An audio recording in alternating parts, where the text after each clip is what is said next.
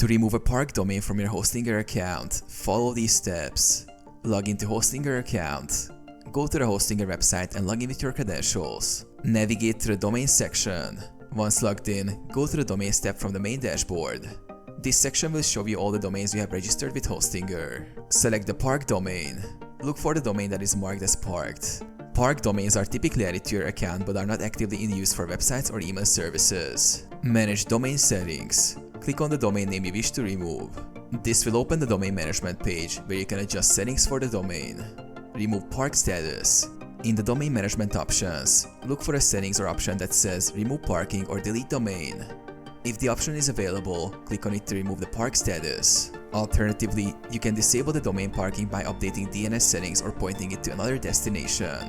Confirm removal. Follow any on-screen prompts to confirm your changes.